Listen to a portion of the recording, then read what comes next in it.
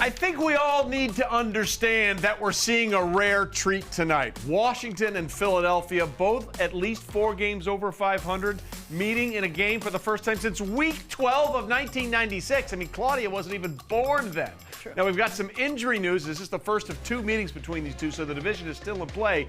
And that injury news is like Creed, taking the total higher. We'll break it all on the pregame power-up, and it starts right now.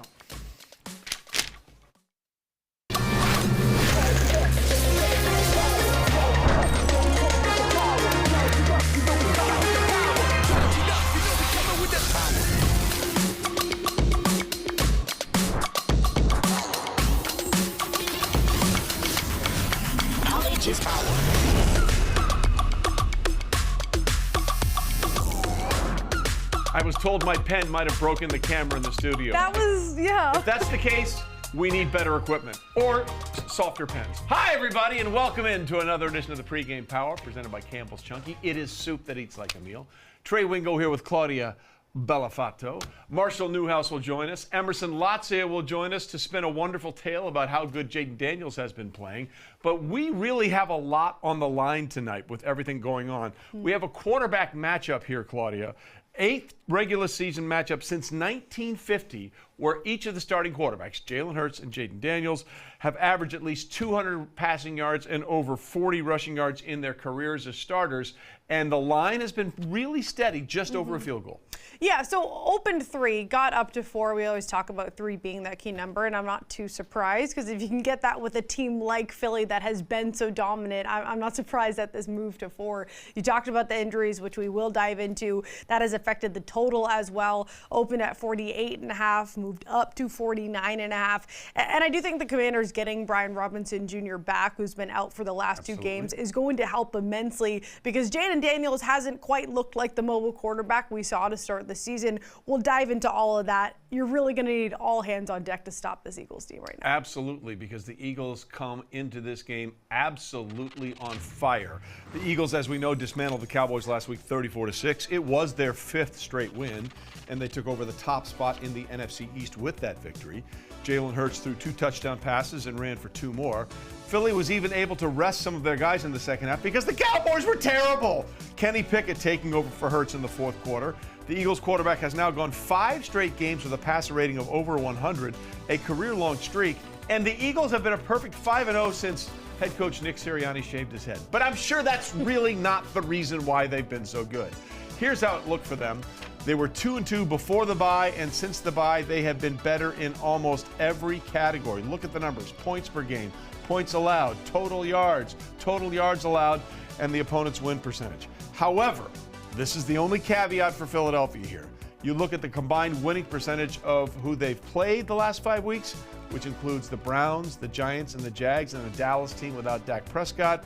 Maybe the streak isn't as impressive as it looks when you just look at the numbers. Either way, Philly quarterback Jalen Hurts says there's still plenty of room for his team to grow.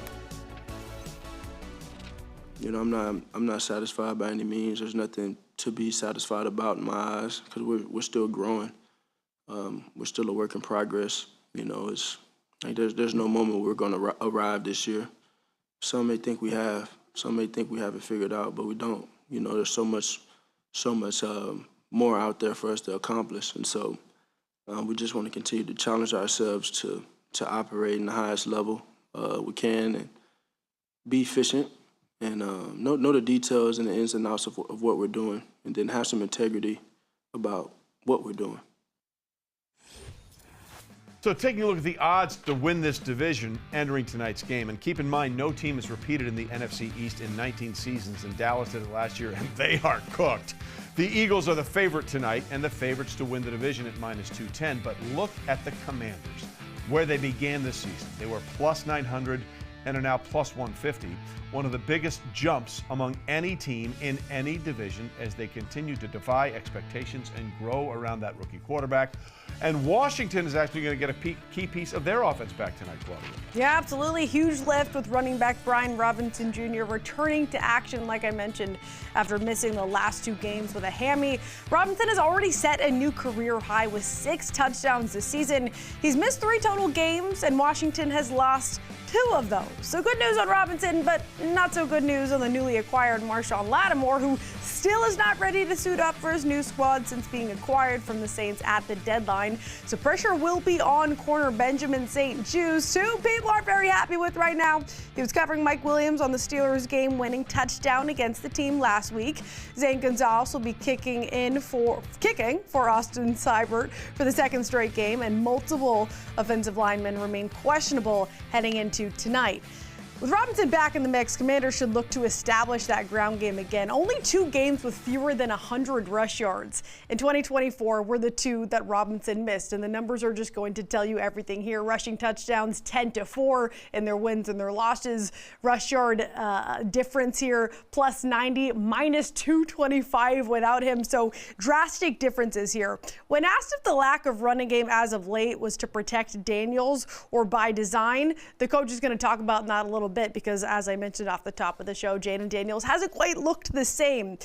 Look at this. How important getting the running backs involved has been to the Commanders' success. 10 or more attempts, over 80 more yards by running backs in their wins as opposed to their losses. When they've lost this season, they've been outrushed, like I said, by 225. But of course, Jayden Daniels, not really part of this. In fact, since suffering a rib injury in Week 7, the numbers have been down. 56.4 completion percentage in his last 3 games after leading the NFL in that category in Weeks 1 through 7. When asked about the lack of his running ability as of late, if that was to protect Daniels or by design, here's what the coach and his quarterback had to say. Some of it is circumstantial, where it was by design early on, where maybe less, hits would be good. But past that, we're kind of back into, regular mode of how to operate and going through that. So I would say not circumstantial anymore, but there was less last week. And also tip our hat to Pittsburgh. I thought they did a really good job too. They've got a good defense, all 3 levels. And so I think that was a factor as well. I mean, just schematically what Pittsburgh were doing, pretty much disciplining the rush lanes and stuff like that. So zone reads, they're kind of taking me out of the zone read type of situation. So it was just more so just making the right football play. Now, overall, these are the 2 best rushing attacks in the league. 2 of the best, I should say, because nobody tops the Baltimore Ravens. But these are offenses that certainly rely heavily on the ground game. Philly's 2nd in rush yards per game, while the Commanders are 4th. They're also 1 and 2 when it comes to scoring on the ground. But the big difference, I should say, can be found on the other side of the ball. The Eagles' rush defense, a top 5 unit, but the Commanders struggle mightily when it comes to stopping the run, 28th overall in the NFL, Trey. Yeah, we'll see how that factors in for Saquon Barkley. And we talked about how hot the Eagles have been since the bye, 5-0 since that bye week. Look at the numbers for the Eagles defense in weeks 6 through 10. They lead the league in points allowed, opponents' total yards, forced fumbles, passing touchdowns allowed, and opponents' yards per average. So they have really clamped it down. Yeah. So for more on this matchup and everything we want to talk about in the NFL, who else are we going to talk to but a guy that was in the trenches for 11 years? Offensive lineman Marshall Newhouse, the pride of TCU. All right, Marshall, let's talk first about Jalen Hurts for a second. We alluded to it off the top. He's got at least 1 touchdown pass and 1 rushing touchdown and a rating of over 100 in 4 straight games. He's the first quarterback in NFL history to do that. What are you seeing in his game right now that is different from when the season started? Is it just that A.J. Brown is there, or is it something else? It seems to me like Jalen Hurts has figured out how to be a balanced but also dangerous quarterback. I remember the Super Bowl run they went on when he was a much younger player. It was very vibes-based. He was flashing, showing a lot of different things, but this team with the talent around him, he's not having to do incredible things, but that's translating to really incredible stats. I mean, the last 5 games, they're undefeated. He's got the 2nd highest passer rating in the league. And that also combines with having Saquon, having Lane Johnson. They've got some of the most talent, and it's like under the radar now. It's unspoken of, but all he's got to do is not crash the Ferrari at this point, and he's being better about doing that. Nobody should crash a Ferrari, let's be clear. Nobody wants to crash a Ferrari. You want to state that for the record. Nobody wants to be the guy that crashes the Ferrari. Claudia. Well, speaking of crashing Ferraris, too, this Eagles roster has been, knock on wood, one of the healthier ones, and never mind stacked. Now, the only issue is they're going up against a tough pass defense, like we mentioned off the top of the show. 2 of the top pass defenses in the NFL. Now, the only edge they might have is the fact that Washington doesn't have Marshawn Lattimore yet, and they do have the Eagles, a pair of rookie corners in Quinyon Mitchell and Cooper DeJean, who have been balling so far in their early careers. What offense do you like better against these top 2 defenses? I still like Philly's offense against Washington defense. Philly's defense has gotten better as the season's gone on because Cooper DeJean got inserted late in the season. He's allowed them to be a more aggressive defense, playing man coverage with he and Quinyon Mitchell. That allows them to kind of really get up there and press these receivers. And we saw against Washington, Pittsburgh was doing the exact same thing. After Terry McLaurin, who do you have that can reliably catch the ball from Jayden Daniels? And so give you the matchup of the Philly offense versus the Washington defense. Marshawn Lattimore is not there yet. Their pass defense has been putrid at times. They've recovered a little bit, but that is still a weaker point on that team. All right, so let's stick with that theme then, because we have Saquon Barkley doing the amazing things he's done. He was barely used in that win over Dallas. I think he only had, 14 attempts in that win last week. What are your expectations for Barkley tonight, as we said, against a porous Washington defense, and how do you think they'll use him to take advantage of those matchups? Well, listen, against Dallas, he didn't really have to do a whole lot. He didn't find anyone who he needed to hurdle with his ass backwards. But this week, I think when Washington, depending on how they decide to play this Philly offense, whether they go 1 high or 2 high, is going to decide how they use Saquon. If Washington decides to keep 2 high safeties and make Jalen Hurts beat you dink and dunk, they're going to run the football. I think Philly has no issue ramming the football down Washington's throats with Jordan Mailata and Lane Johnson and Saquon Barkley. And so it just depends on how they are played. Now they decide to go 1 high, play a lot more man, a lot more underneath coverage. They're going to make Jalen Hurts beat them. Maybe Saquon gets less carries. Maybe he's featured more in the pass game. So it really depends on the chess move of how they get played originally from Washington's defense. And that's what makes this Eagles squad so difficult. They're the opposite of one-dimensional. On Washington's side, when they do run the ball effectively, they usually win games. But a big part of that has been Jayden Daniels. Over the last 3 weeks, we saw since that rib injury against the Panthers, though, the legs haven't really been there. Dan Quinn said some of it's by design. I think we're all thinking in the back of our heads, though, maybe they're just trying to keep him healthy. Possibly his mom comes out with another tweet to let us know how he's really feeling. But in the end, how much do you attribute Jayden Daniels' injury to his lack of production on the ground? Listen, it's a lot. They might be telling him to be conservative. Maybe he's being conservative, but not only are his yards per carry down, as a quarterback, he was averaging almost 10 yards a carry, which is insane. That's been cut in half. And his accuracy has fallen. His accuracy late in games was incredible before his rib injury, and it's obviously taken a toll on him in his throwing lane. So both running and passing, he has not been the same quarterback. Now, he's still deadly. They're still dangerous with him, but the rib injury has taken its toll. I imagine he'll have even more of a flat jacket. It's that rib protection, and they're going to really watch that and monitor that. This was one of the knocks coming on him outside of college, was could his body, could his stature take the beating? And he was also running into a lot of, we could say, goofy, comical kind of hits. And that stuff won't last in the NFL. And so we're going to see if he's bounced back from that and how that tweaks his throwing accuracy and his ability to run with the ball on these keeps or just QB scrambles. All right, there's a great line that says there are lies, damn lies, in statistics. So, Marshall, make this make sense for me. The Commanders are not good in the fourth quarter. They're 2-8 against the spread in the final frame of a game with a scoring differential of -18. But statistically, it's Jayden Daniels' best quarter. What am I missing? To me, I think they have a little bit of that rubbernecking syndrome. Yeah. He's been such an exciting quarterback. He's been something they haven't seen in multiple decades. I really think some of the guys are getting to the fourth quarter and they're just watching him go to work. I would too, but I'm a fan. They're on the field. And so the defense has given up leads to now Pittsburgh and multiple teams in the fourth quarter. And they can't just rely on him to carry them across the goal line. They've got to help him out because, as you alluded to, he's leading in so many statistical categories in the fourth quarter, but he cannot do it alone. I imagine if they snap out of it, Coach Dan Quinn is going to have to get them to lock in and really, because they've had leads and they've given up leads. And so to me, that's just guys standing by and watching things happen instead of going to make a play. All right, Marshall, thanks. We'll check back with you a little bit later on the show, talk about some other things going on around the NFL, including a very interesting injury for the Kansas City Chiefs. But when we come back here on the Pregame Power-Up, we'll take a deeper dive on the deep ball because Brown and McLaurin are two of the best in the game when it comes to going up and getting it and taking it to the house. That's next on the Pregame Power-Up.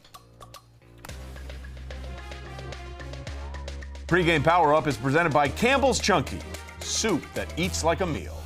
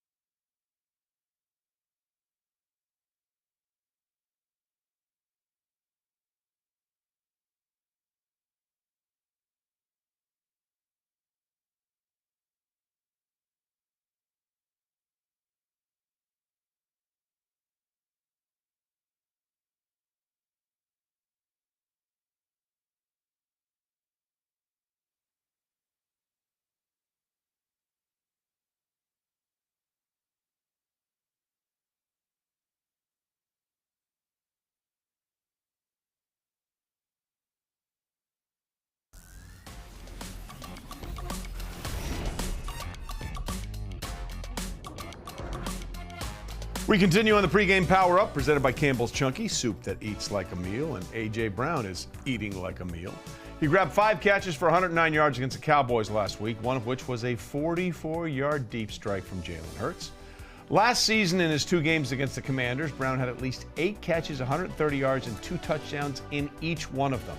He'll be happy, again, not to see Marshawn Lattimore tonight. The last time he faced Lattimore, he had only 2 catches for 15 yards, and Lattimore had 8 picks, 6. Now, this season, A.J. Brown has been a real catalyst for the Philly offense. Brown leads the team with 553 yards. He's averaging a career high in receiving yards per game with 92.2. He's got 80 or more receiving yards in 5 of his last 6 games. And look at the numbers with and without A.J. Brown on the squad and on the field for Philadelphia. The top one is really all that matters. With him, they haven't lost. Without him, they're 1-2. And the team averages over 30 points per game when he plays, down to just 17 when he's out. Brown accounted for over 50% of the team's receiving yards last week in Dallas, but Eagles head coach Nick Sirianni knows if they want to be a complete team, they need to spread the ball around. 3 of the last 4 games have, been really heavy run in the second half. Because of the leads that we had, and probably, more so, I think if you add all the snaps up that Devontae hasn't played in that portion, he hasn't played a lot in that portion of the game. Obviously got to take a lot of the guys out yesterday with rest. But it's still on our mind to get him the ball. It's still on our mind to get AJ the ball. It's still on our mind to get Dallas the football, right? And there's going to be games where it's going to have to go that way. And right now we have a formula of how we're winning. We want to continue on that, but also know that we have a lot of different pieces to be able to, to win different ways. Nick's hair is in that weird, I shaved it, now it's beginning to grow back phase. Mm-hmm. It looks like a chia pet. You gotta let it go. You gotta let it grow. If you're gonna shave it and keep it shaved, because now it just looks really strange. Meanwhile, Devontae Smith actually leads the team in receptions and receiving touchdowns thanks to a few missed games from AJ. And we just heard from Sirianni, Smith isn't on the field much when the team focuses on the run game. And like many others, he only saw one snap in the fourth quarter last week because he wasn't needed. When Brown is on the field, Smith is lined up in the slot 60% of the time and has caught 3 of his 4 touchdowns out of that position clock. Yeah, plenty of mouths to feed over there in Philly. For the Commanders, though, Terry McLaurin is no doubt the guy through the air for them. He leads the squad with 47 catches, 711 receiving yards, and 6 receiving touchdowns this season. He's third in the NFL in yards behind Jamar Chase and Justin Jefferson. Pretty good company. And he's put up 90 or more receiving yards and at least 1 touchdown in 8 straight games. Like A.J. Brown, McLaurin gets it done with the deep ball. They rank 5 and 6 respectively when it comes to most air yards per target. Thanks in a large part to McLaurin, Jayden Daniels has completed almost 60% of his downfield passes this season. That's the second best rate in the NFL. But that might be a tough task against this Eagles defense tonight.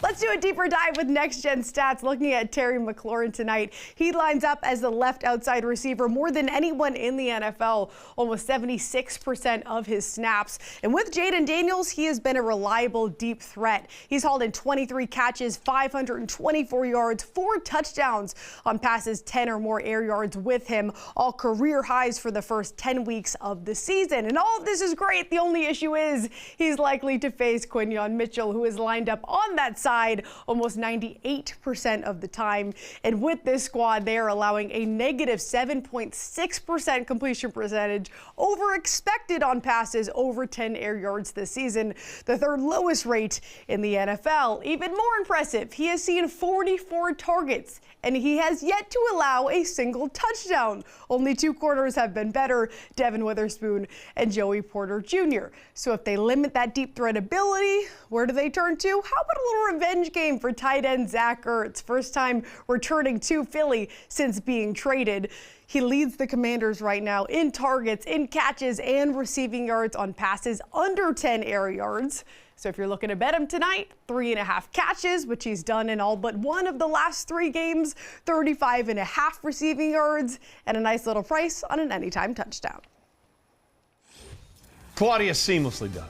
Oh, thanks. Bettors like Ertz to catch some balls tonight. 76% of the bets and 75% of the handle on him to go over his receiving yards against his old team, or one of his old teams. In terms of the game, the public is on the Eagles with bets and handle favoring the Birds. 2 top 10 offenses going at it tonight have bettors liking the over as well. But what do we fear the most here at DraftKings Sportsbook? Well, for that, we bring in the anonymous guy who has gotten way too into his character, Captain Book. Oh, the captain's calling. He wants to know who's in charge of the East. The public says Philly. Book went up with 3 here on Monday, but VIP said, give us more of that. So boom, 3.5, there you go. But bettors were only seeing Eagles green, so the move to 4 just had to happen. But hey, wise guys are grabbing a piece of the other side now, you know? Danny Quinn's got the shoe-in Rook of the Year and a Heisman winner leading the fellas, while the other guys both lost the big one together. So there ain't no way laying the wood with the Birds was gonna be on a sharp card in this spot. I mean, Joey Public loves the over here too, obviously. Respected money says this one stays under. And if it does, more turkey at Thanksgiving, you know what I mean? Hey, Nikki, go grab your shine box. This is Danny's division now. You got a problem with that? I didn't think so. I didn't know we were recasting Goodfellas. He did pretty well, I have to say. What was going on there? He gets the part. Yes, and maybe someday we'll reveal who he is. Some other trends to consider for tonight's game. Home teams on Thursday Night Football have struggled to cover the spread, 38-49 over the last 5 seasons. Recently, there's also been a Thursday resurgence for the over, 19-10 since 2022, including 5 of the last 6 Thursday night games this season. We're on a little stretch here as well, Claudia. We're into double-digit weeks in the NFL. That road team gets a little more difficult on a short week for them to go and get prepared and get to their visiting stadium. Although it's Philly and Washington, it's not really a long trip. No, yeah. This is one of the ones that's certainly more manageable than many of them. All right, for more on this game tonight, let's take you out to the DraftKings trading floor in Las Vegas and check in with our guy, former NFL wide receiver Mike Pritchard. Mike, we got 2 of the best receivers in the game when it comes to going to catch the deep ball. You play this position. You know that's sort of it's a romantic thing in the game. What is it about this thing that makes it so fun, and who do you think is the best doing it right now in the league? You know, Trey, we're playmakers, so we love to get deep if we can, right? And we love that one-on-one matchup. First of all, you got to have that speed, and that speed to be able to run by defenders, and escapability at the line of scrimmage, too, because you get that press man-to-man coverage at the line. You have to be able to escape cleanly so the quarterback doesn't get off you and then use your speed, but more importantly, get vertical, right? And so the best deep threats, they know how to do that. Tyreek Hill, Jamar Chase, Justin Jefferson, McLaurin, you mentioned him as well. You want to have that one-on-one coverage if you can get it. But certainly my money right now is on Jamar Chase to be the best in the game because he's deceptive with his speed too, right? Justin Jefferson's right there. But McLaurin, he's got almost 6, I want to say, I think he's got 4 catches over 50 yards this year. Jamar Chase leads the league in terms of beyond 50 yards receptions, and he's just been incredible so far. But no, we got explosive players. I hope A.J. Brown's and he can stay healthy in this one because I do want to see these guys light it up and make some big plays out there. Well, it goes to show you just how good Jayden Daniels is, too, as a rookie when we're talking about the Joe Burrows of the world that he's going up against in that connection. And if we have to be honest, this is a really difficult matchup up against an Eagles defense that is top 5 in pretty much any category you want to look at against the pass, one of the best at defending the deep ball. We talked about the issue with Jayden Daniels' possible rib injury that's bothering him, limiting him with his legs. How do you expect this passing game to work out tonight against this Eagles D? Claudia, they got to run the football. You know, they are elevated. They're 50-50 when it comes to play selection, so they're balanced. It's the air raid offense, too, with Cliff Kingsbury. You would think they would want to throw the football all over the yard, but they want to run it, to set up play action, to set up Daniels, too, as a runner. Now, they've been reluctant to do that because of that injury. You got to have this guy last through the entire year into the playoffs, hopefully for your football team. So they've been cautious that way. But I think running the football, get them one-on-one coverages on the outside, like I mentioned with McLaurin, and therefore take your shot that way, right? I think vertically they'll try to do that, but also horizontally with Austin Eckler and other people. Just spread the ball around and spread the field out, but more importantly, run the football so you can set up the passing game. All right, you mentioned the run here. Let's talk about this with Philadelphia. And Nick Sirianni, we heard him talk about it. They've been really run dependent over the last few weeks. Since that bye, remember, they started 2-2. They've won 5 straight games. Since the bye, they're running the ball on a league-high 63% of their offensive plays. Is that by design? Is it because of the opponents they're playing, or they've been in some blowout games? What are you attributing that number to? Well, I think, Trey, it is by design because they're playing complementary football with their defense, right? Their defense with Fangio is a bend at times, but not break and certainly be stiff in the red zone if you can and don't yield those points. And so, therefore, if you can possess the football offensively, that's complementary football. So they have the 6 eligible with Jalen Hurts. He's incredible. They run the football with Saquon Barkley, who's also incredible. And then you got A.J. Brown and Devontae Smith out there, too. So they are stacked when it comes to personnel. And Kellen Moore has really done a great job as calling plays and solidifying their identity, right? They're not going to be a pass-happy football team. We have to run the football, 55% run-pass ratio, 55-45%. So they skew it towards the run, and it's paid dividends for this football team. They've gotten better throughout this season so far. Saquon Barkley has to be so happy in this offense after what he endured over the last few years. And you laughed when you said it. The fact that you have A.J. Brown, you have all of these weapons in the passing game, and Saquon Barkley, the more I think about it, 4 at first felt like a lot of points, but now I'm not so sure. Pritch, I know you like your dogs in this spot. Are you taking the 4 points, or would you lay it with the Eagles? I am wrestling with this one, Claudia, because I do love the 4 points, to take the 4 points. Because it's a divisional game, right? Short week, and Trey, you talked about it. What is this, a bus ride for Washington? There's no heavy legs or anything like that. Daniels is that youthful enthusiasm too, and he's ready for this game. I love the points in this one because I can do other things with it. Now, I might be on the wrong side, though, but give me the points in this one, and we'll see what happens. I can always end game it if I see things develop in this matchup. Okay, so you love the points, but where are you on the total? Because bettors right now expect offense tonight. Under Nick Sirianni, Philly is one of the best teams at hitting the over, tied with the Lions and the Niners for the best rate since 2021. Where are you on that number? Well, I'm with the confidence of the Commanders and the fact that they're scoring almost 30 points a game. And they almost put up 30 points against Pittsburgh, right? And if you listen to the Commanders, too, they talked about that matchup, and they wanted to measure themselves up against one of those elite defenses. So I think they're going to take some confidence into this one. We know Philly's going to score 2. So here I go again. I'm going with the over in a shootout, hopefully, in this football game. Therefore, give me the points with the Commanders, too. I mean, it kind of correlates that way. He's taking the points with the Commanders, and he's hitting the over. He is doubling down. Mike, hey, look, you want to go deep, right? All wide receivers. You want to make plays. That's so right. I totally get it. That's right. It's perfectly in character. Thanks, Mike. We'll talk to you again next week. All right, y'all. Enjoy the game. All right, so these two teams have made the biggest improvements, by the way, in their pass defenses from last year.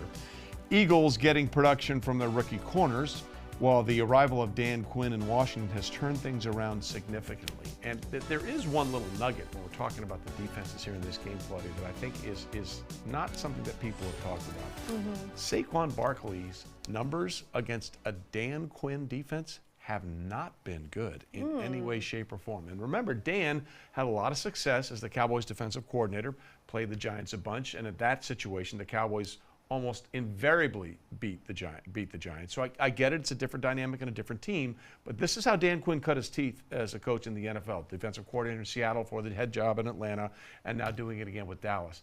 Everyone expects Saquon to go off tonight. Maybe Dan has the secret sauce here. Are you saying, Trey, that you would go under? I'm going to have to get his rush yards up here, but it sounds like maybe. That's what you're throwing out here. I'm just saying, if I'm Dan Quinn and the Commanders, the one thing I want to take away. 95.5, Trey. Taking the under. Taking under that for sure. He said Absolutely. I mean, you're right though. If you're going to do something, you can't stack the box and send guys downfield. Do one or the other, and maybe it sounds like the most success would be stopping the run. Yeah. We'll see. And I think we can get their pass rush going a little bit again. 95.5. That's a big. A lot. It's already been a historic rookie campaign for Jayden Daniels. He's off to one of the most successful rookie campaigns we've ever seen. We'll put it all into perspective next on the Pregame PowerUp. Pregame PowerUp is presented by Campbell's Chunky, soup that eats like a meal.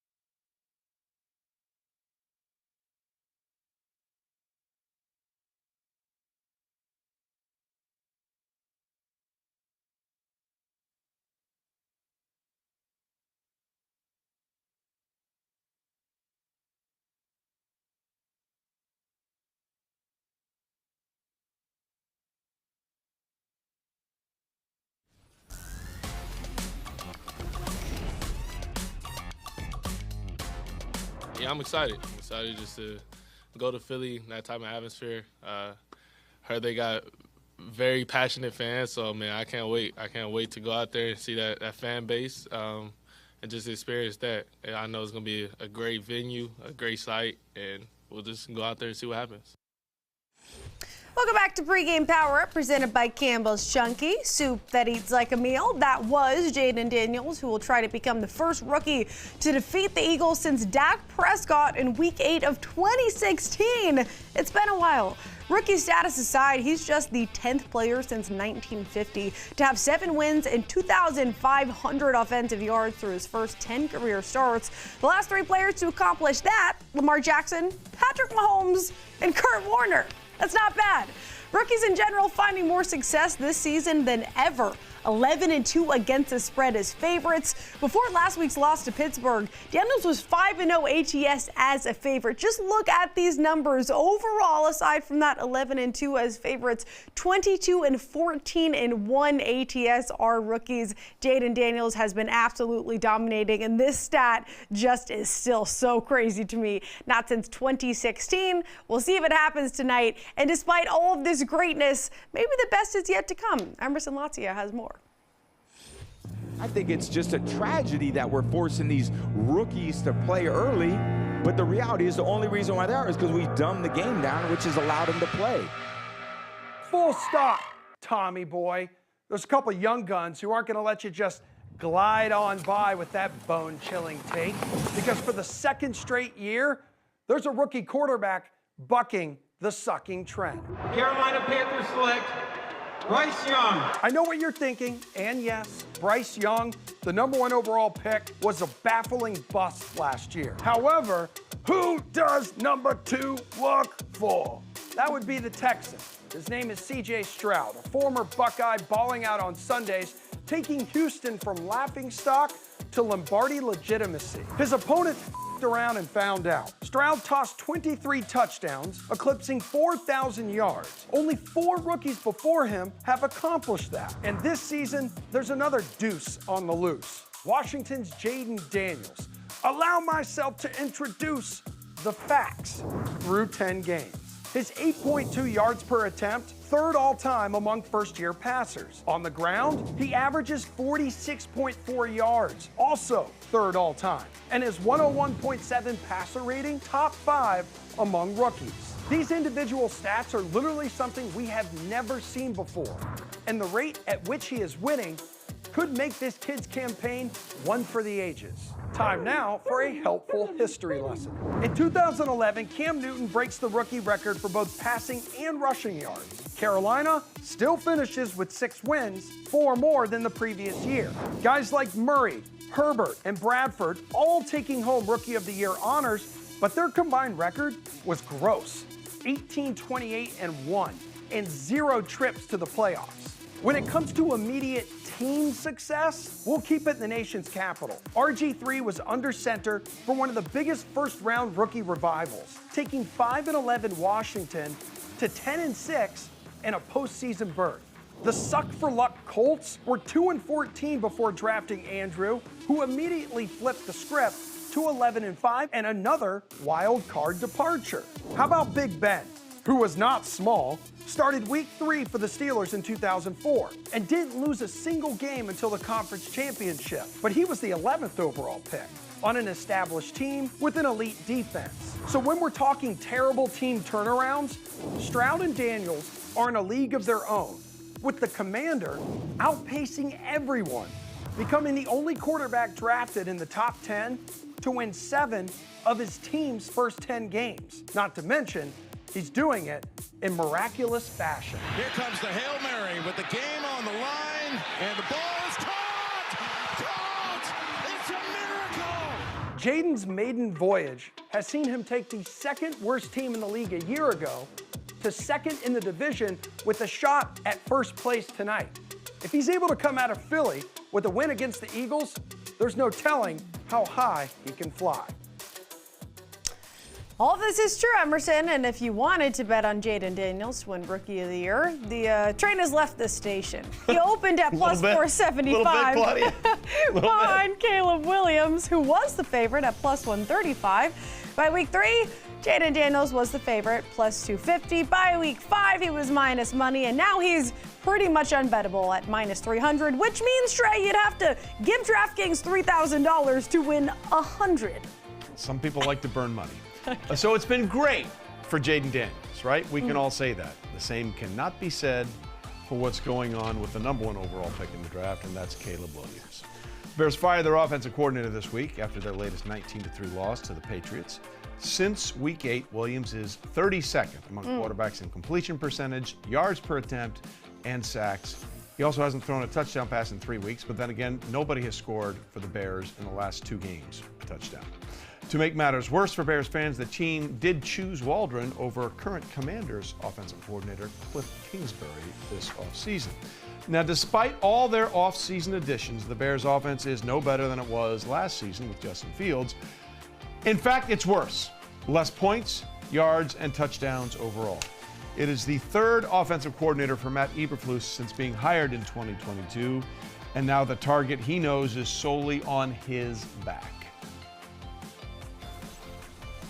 You know, it's right there where it is, right? 3rd play caller. And again, I take full accountability for that. I take full responsibility for that, and it's got to get better. It's got to get better. The details, the creativity have to improve, and it's got to improve this week. I don't get to choose the decisions, nor do I get to choose whether the decision is good, bad, or indifferent. My job is to listen and from there go do my job. Well, and some of the Bears players, according to ESPN Chicago, have said Caleb needs to sit on the bench. So it's getting really bad quickly. Taking a look at how this promising season for the Bears has come crashing down. They began the season at minus 110 to make the playoffs. That seemed ridiculous. From last week to this week, it jumped to plus 450. We're currently at plus 2,000. They opened at plus 280 to win the division. That is now plus 25 bazillion. It all fell apart really fast for Chicago. And you know, people say one play can't wreck a season. One play has wrecked their season. Despite all the issues and the handing off to the offensive lineman, and we'll get to an offensive lineman in a minute who knows what thing or two about touching the football.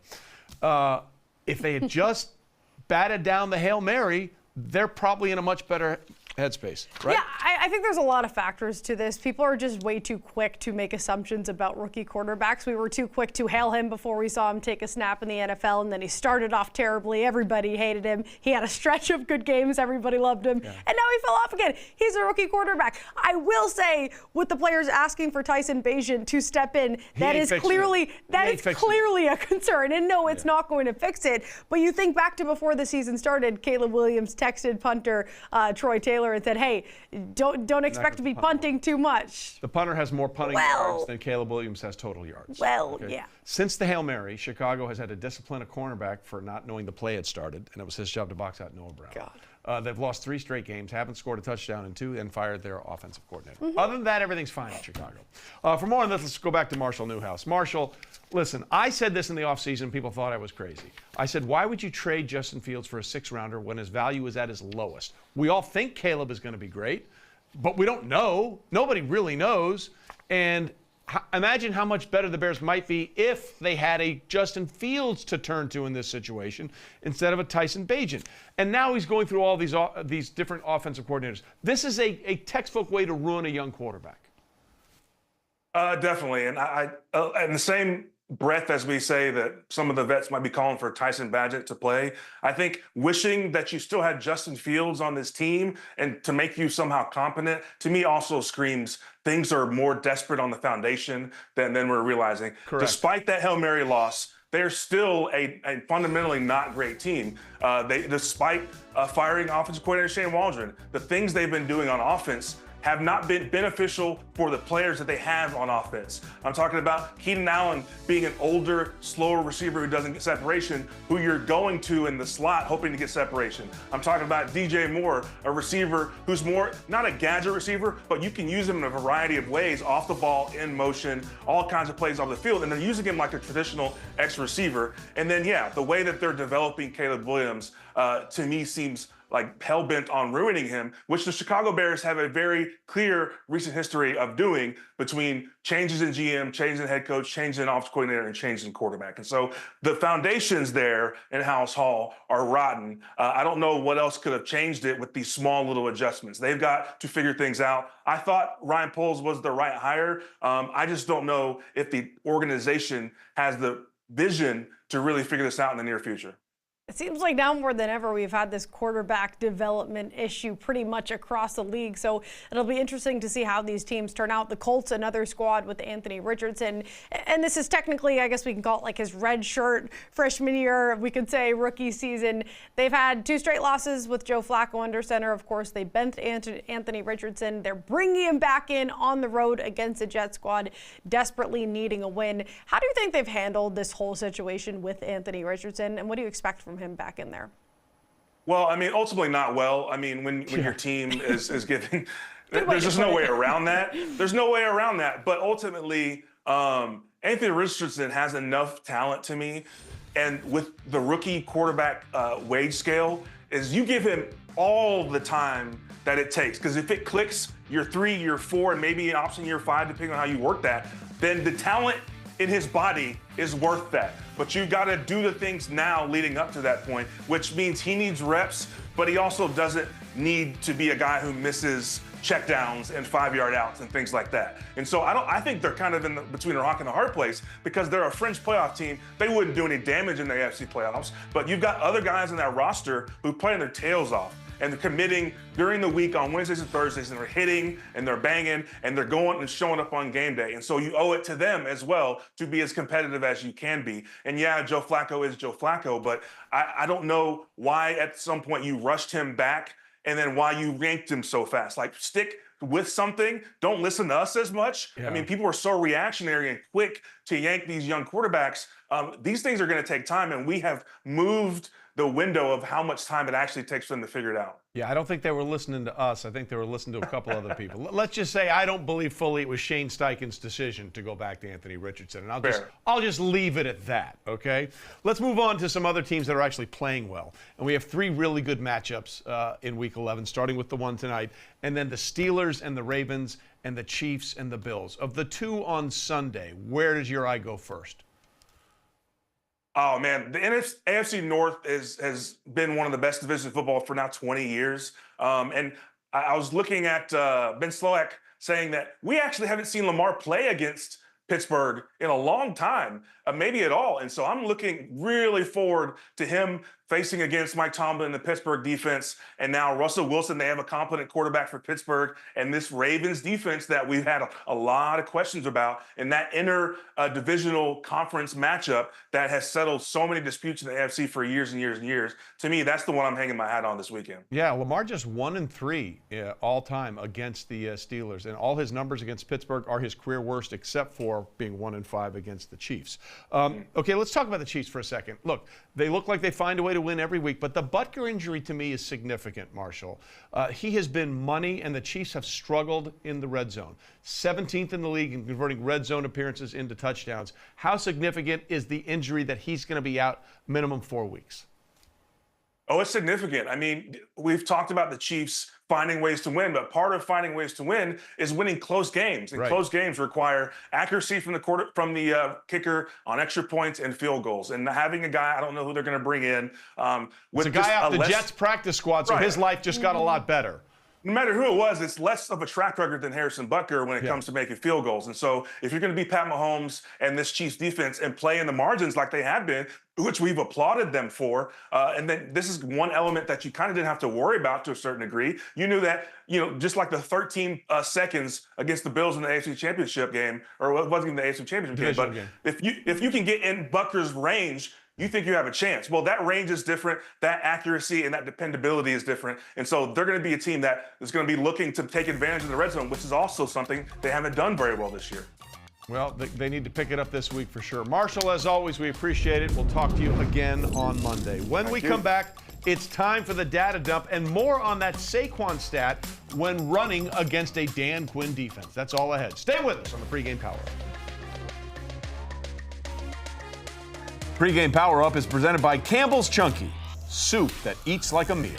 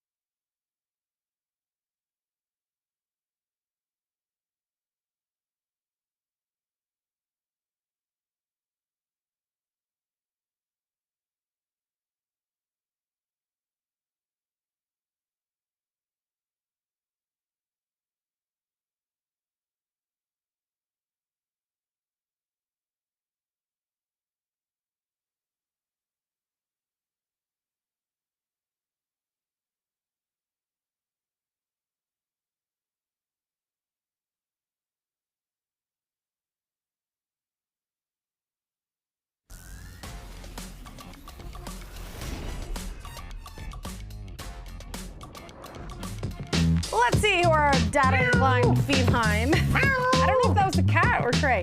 Thinks will score the first touchdown tonight. Oh, the Emmy's in the video again. Of course Just it is. Stop it. I didn't know cats could win Stop it. Emmys. Well, apparently he didn't. The cat didn't. And somebody's just wanting to know something. Who is it? Can't see. Mystery. Oh, they're all mysteries. They're all mysteries. Okay. So with this mystery. Oh, it's Saquon Barkley, 4-1. Well, that's interesting. Makes sense. That's not a bad bet. Welcome back to the pregame power-up presented by Campbell's Chunky, soup that eats like a meal. Here's a look at who humans like to score tonight. Jalen Hurts won the most bet anytime touchdown scorer. Got to pay a little juice, but that's really not much for a guy who finds the end zone more often than not. Saquon Barkley, you are drinking a little bit of juice on that. A.J. Brown, B-Rob, Terry. Now, one name that's not up there, Devontae Smith. And he scored a touchdown in 7 of the Eagles' last 8 games at Lincoln Financial Field. So, curious why he's not up there. Plus 160, pretty good price on him. Something to think about. For more on how people are betting this one tonight, here is DKN social media correspondent Megan Townsley. Thank goodness we keep getting good matchups on Thursday Night Football, the Eagles versus the Commanders. And you know, I have to show y'all who bettors are rolling with in the DraftKings Sportsbook betting group. So let's kick it out to Barstool first, where Rico Bosco, he's backing Terry McLaurin tonight. He likes him as an anytime touchdown scorer at plus 130 odds. And ooh, I am loving these odds for Scary Terry. And with a nickname like that, I think it's time to fire him up. Okay, now Blake Kraft and the DK Network betting group, he's rolling with his own same game parlay completely comprised of Jalen Hurts. Starting with Jalen Hurts, the first touchdown scorer. Hurts 40+ rushing yards. Okay. And Hurts 2+ touchdowns. You know, Blake, I love the ambition. Okay, that's what these groups are made for, is to build fun parlays like this and interact with them. He has a ton of people tailing this bet, even though I might not be one of them. Okay, but if you want to check them out, go ahead and open up the DraftKings Sportsbook, then click on the social tab at the top, and then you'll find the betting groups button. And you don't have to just view these groups. They're not exclusive at all. You can join them and be a part of it. So make sure you go check them out before we have this crazy NFC East matchup tonight. Megan, thanks. And as always, we have too much good information to pack into a tight 60-minute show. So let's give you everything we could in the data dump. And here's the one bad thing you can say about Saquon Barkley. He's never defeated a Dan Quinn coach team. His team's 0-7 overall during Quinn's time with the Falcons and Cowboys. He averages under 50 rushing yards per game and set only one game over 100 scrimmage yards. So that yardage total, 95. I'm telling you, that seems awfully high. All he needs is 96. Jayden Daniels only has 2 giveaways this season, the fewest total giveaways by a quarterback through his first 10 starts since 1991. Daniels has now thrown 151 straight passes without an interception. Just 20 more attempts tonight. He will have a top 5 longest streak by a rookie also since 1991. And if you're curious, attempts line set at 30 in the hook tonight. And if you're a hater, you can bet him to throw a pick at plus 130. And how about this one? The Commanders are off to a 7-3 start for the first time since 1996 under Norvell Turner. In that season, they also played the Eagles in their 11th game. They won that game to improve to 8-3, but proceeded to lose 4 of their last 5 to finish 9-7 and miss the playoffs. And some more trends we missed. Eagles have won 8 of their last 9 Thursday games. Commanders have failed to cover the spread in 6 of their last 7 against teams with a winning record. And 8 of the Commanders' last 9 road games have gone over the total points line. A couple other things to think about as we get set for this game. We got a rookie quarterback going up against the Eagles. The last rookie quarterback to beat the Eagles was Dak Prescott in Week 8 of 2016. Rookie quarterback since then against the Eagles, 0-9-1, averaging about 10 points per game. The Eagles average about 30.9, and the rookie quarterbacks average 15.8 in this contest. One last thing about Jalen Hurts. He already has 10 rushing touchdowns on the season. 4th straight season with 10 rushing touchdowns. He's one of only 10 players in NFL history to do that. And yes, he's the only quarterback on that list. But that's why I'm saying the touchdown price makes no sense. That's a good bet. I'm betting that. That's right Claudia now. Bellafato for Claudia and Emerson and Marshall, and for everybody else, including our next-gen cat, our fabulous feline. Thanks for watching the Pregame Power-Up, and enjoy a really good game between the Eagles and the Commanders, and we'll see you on Monday night.